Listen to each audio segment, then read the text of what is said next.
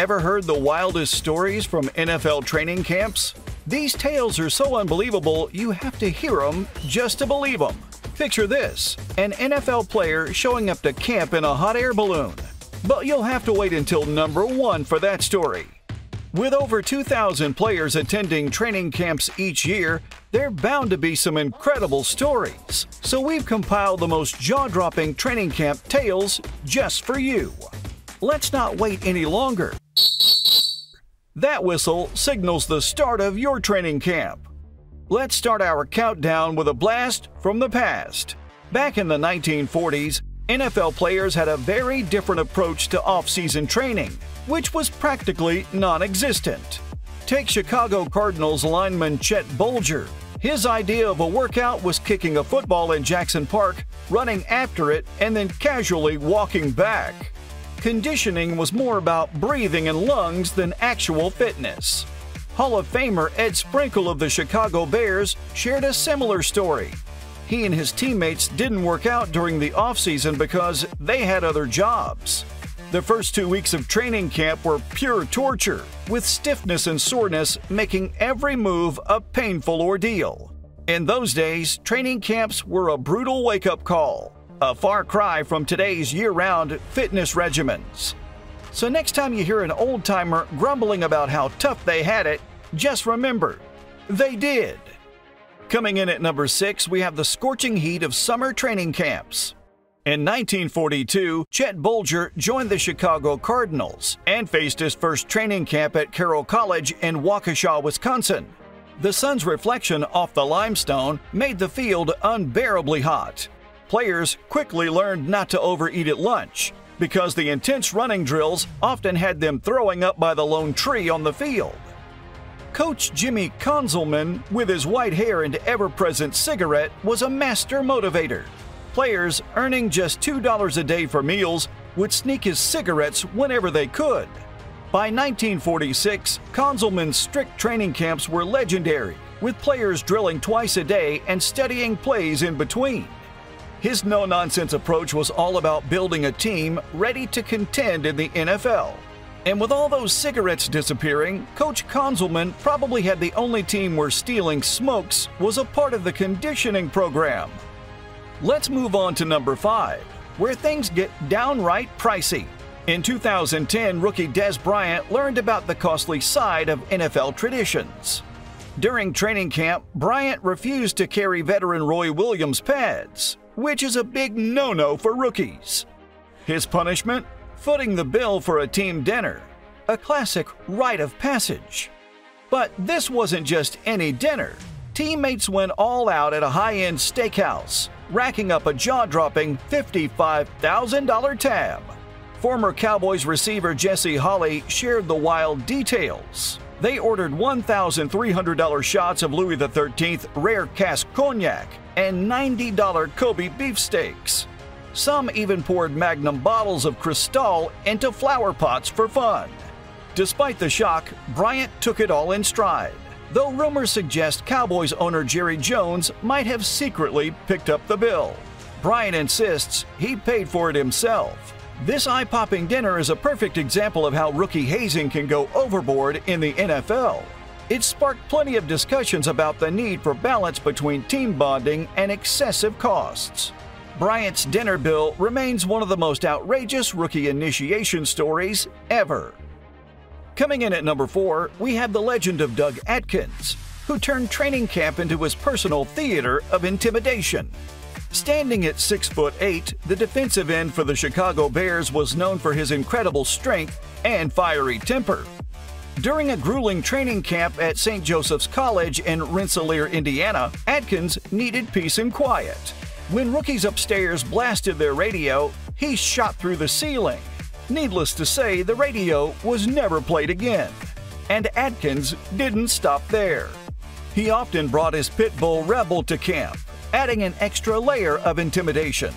Rebel was so fierce that even the toughest players steered clear, ensuring Atkins had the peace he demanded. In one memorable incident, Rebel even bit an assistant coach, further cementing the dog's fearsome reputation. Atkins, also known for his larger-than-life appetite, once consumed 45 pieces of chicken and 2 pitchers of martinis for dinner. With these stories, Doug Atkins ensured his training camps were anything but ordinary. If you thought training camp was tough enough, try surviving it with Doug Atkins around. Coming in at number 3, we've got a tale straight out of a spy movie. Well, almost. George Halas, the legendary coach of the Chicago Bears, was always paranoid about rivals sneaking a peek at his training sessions at St. Joseph's College in Rensselaer, Indiana. He suspected that sneaky scouts from teams like the Packers or Cardinals might be hiding in the cornfields around the camp, trying to get a leg up. Don Kent, a halfback for the Bears from 1947 to 1955, spent so much time at these training camps that he joked he thought he was going to be ordained. He described the camps as being in the middle of nowhere, surrounded by cornfields. Halas, being the suspicious sort, always believed spies were lurking. He'd have his people comb through these cornfields regularly, making sure no one was hiding out with binoculars.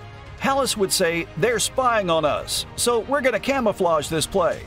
Can you picture burly assistants and staff members creeping through the cornfields, probably feeling more like secret agents than football coaches? Luckily for them, they didn't stumble into a scene from Children of the Corn. It's a hilarious mental image, but it shows just how serious Halas was about keeping his strategies under wraps. Considering the Bears' success back then, maybe his paranoia paid off.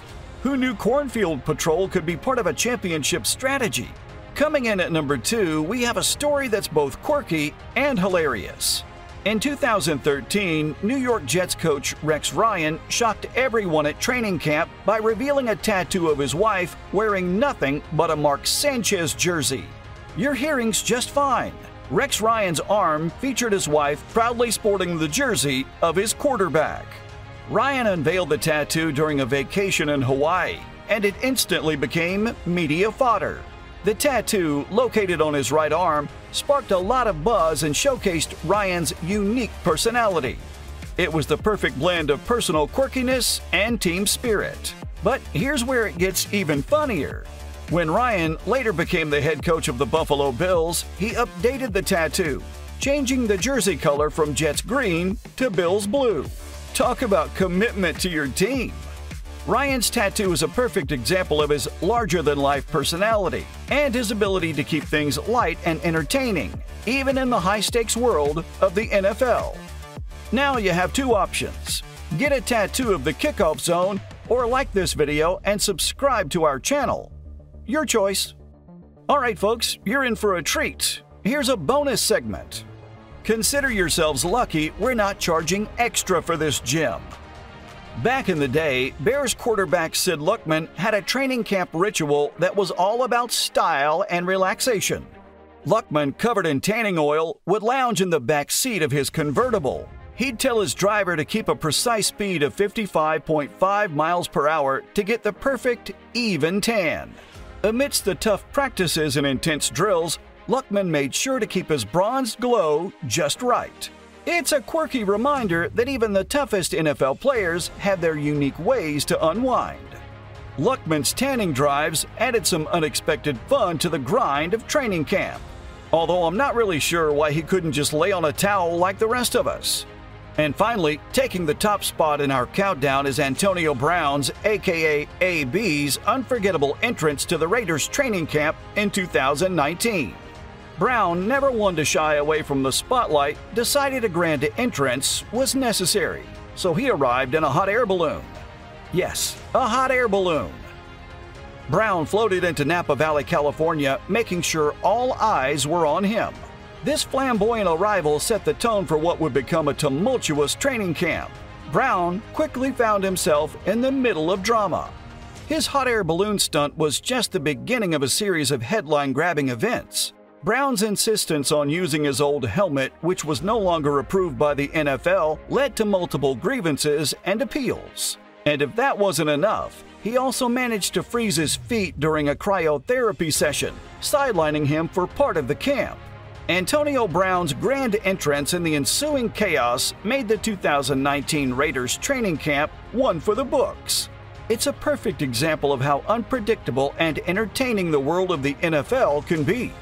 And honestly, if the football career didn't pan out, he had a solid future as a circus ringmaster. Just imagine him introducing acts from a hot air balloon. So there you have it, the wildest stories from NFL training camps. From the legend of Doug Atkins to Antonio Brown's hot air balloon arrival, these tales are as unbelievable as they are entertaining. With over 2,000 players in camps each year, the NFL never disappoints in delivering jaw-dropping moments. Oh, and don't forget, you still owe us that Kickoff Zone tattoo. And none of those stick-on things either. If that's too much, just make sure to like, subscribe, and share our channel. We hope you enjoyed our countdown and got a good laugh out of these incredible stories. Thanks for subscribing to Kickoff Zone. Until next time.